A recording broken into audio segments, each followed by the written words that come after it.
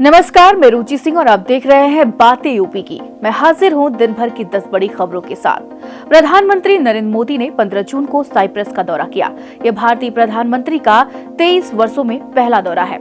Cyprus के राष्ट्रपति निकोस क्रिस्टोडोलिडेस ने उनका गर्मजोशी से स्वागत किया। लिमासोल में आयोजित भारत साइप्रस सीईओ फोरम में पीएम मोदी ने दोनों देशों के बीच व्यापारिक सहयोग बढ़ाने की दिशा में चर्चा की। उन्होंने ग्रीस के साथ मुक्त व्यापार समझौते की दिशा में भी कदम बढ़ाने की बात कही। इसके अलावा साइप्रस को यूनिफाइड पेमेंट्स इंटरफेस यानी कि यूपीआई से जोड़ने की प्रक्रिया पर भी चर्चा हुई। यह दौरा भारत और साइप्रस के बीच रणनीतिक और व्यापारिक रिश्तों को मजबूत करने की दिशा में महत्वपूर्ण कदम है। दिल्ली में कोरोना संक्रमण एक बार फिर से जानलेवा साबित हो रहा है। हाल ही में सामने आई जानकारी के अनुसार राजधानी में कोविड-19 से संक्रमित 2 महिलाएं और 1 पुरुष की मृत्यु हो गई है। इसके साथ ही सक्रिय मरीजों की संख्या में भी इजाफा देखा गया है।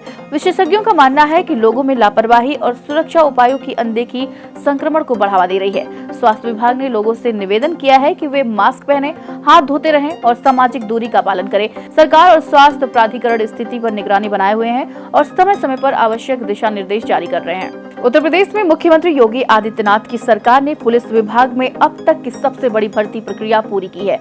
इसमें कुल 2,14,000 पदों पर सीधी भर्ती की गई, जो पिछले सरकार की तुलना में लगभग 4 गुना अधिक है। इनमें से 60,244 कांस्टेबलों की नियुक्ति हाल ही में की गई है, जिसमें 12,048 महिलाएं शामिल हैं। केंद्रीय गृह मंत्री अमित शाह ने इस भर्ती प्रक्रिया की पारदर्शिता की सराहना की और इसे निष्पक्षता और पारदर्शिता का प्रतीक बताया। मुख्यमंत्री योगी ने इसे स्मार्ट पुलिसिंग की दिशा में एक महत्वपूर्ण कदम बताया, जिसमें तकनीकी उन्नति, जवाबदेही और नागरिकों की सुरक्षा पर जोर दिया गया। उत्तर प्रदेश सरकार किसानों को खेत तालाब योजना के तहत 52,500 तक का अनुदान दे रही है। वर्षा जल संचयन के लिए चलाई जा रही इस योजना में ऑनलाइन बुकिंग 3 जून से शुरू हो चुकी है। योजना के तहत लघु तालाब की लागत 1,05,000 है, जिसमें आधा खर्च राज्य सरकार उठाएगी। किसान को 1,000 टोकन मनी जमा कर बुकिंग करनी होगी। आवेदन इसके पोर्टल पर पहले आओ पहले पाओ के आधार पर किया जा सकता है। योजना के तहत सूक्ष्म सिंचाई प्रणाली यानी कि ड्रिप स्प्रिंकलर्स की स्थापना अनिवार्य है। पात्र किसानों को पंप सेट पर भी 50% या अधिकतम 15,000 तक का अतिरिक्त अनुदान मिलेगा। अधिक जानकारी के लिए किसान स्थानीय कृषि अधिकारियों से संपर्क कर सकते हैं। मुख्यमंत्री योगी आदित्यनाथ ने सोमवार को वाराणसी में श्री काशी विश्वनाथ और काल भैरव के दर्शन किए।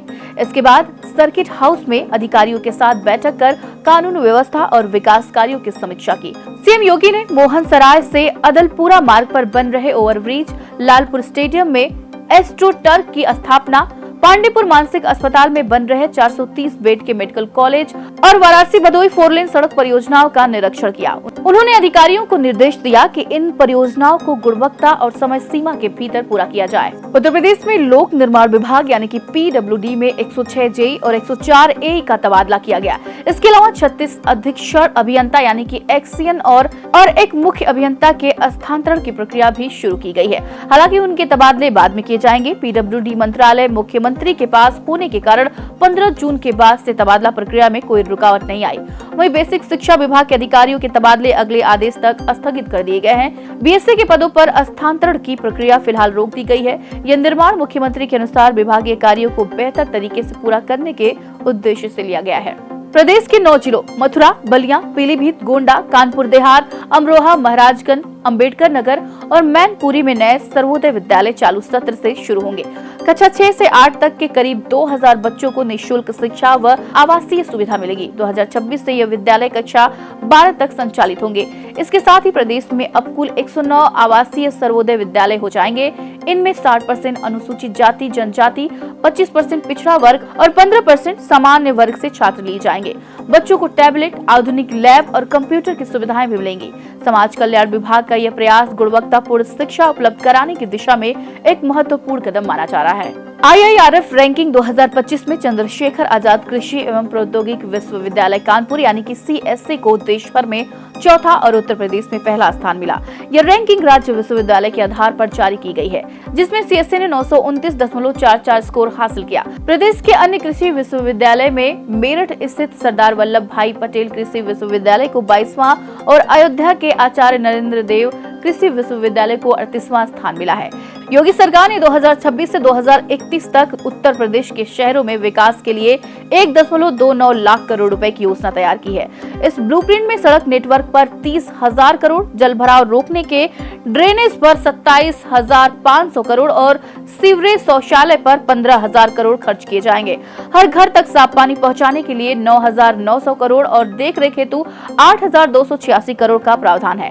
डिजिटल लाइब्रेरी, स्मार्ट पालिका, खुला जिम, सुरक्षित शहर, पशु देखभाल व बुजुर्गों के लिए योजनाएं भी शामिल हैं। उत्तर प्रदेश में मौसम ने करवट ली है। रविवार को उत्तरी और पश्चिमी इलाकों में हल्की बारिश से तापमान में गिरावट आई है। सोमवार से प्रदेश के अधिकांश हिस्सों में हल्की से मध्यम बारिश और तेज हवाओं के साथ मौसम में बदलाव की संभावना है। मौसम विभाग ने सहारनपुर, शामली, मुजफ्फरनगर, बागपत, मेरठ, बिजनौर, अमरोहा, मुरादाबाद, रामपुर और आसपास के जिलों में ओलावृष्टि का अलर्ट जारी किया है। मौसम विभाग के अनुसार तापमान में 3 से 7 डिग्री की गिरावट हो सकती है। लू के प्रभाव से राहत मिलने की संभावना है।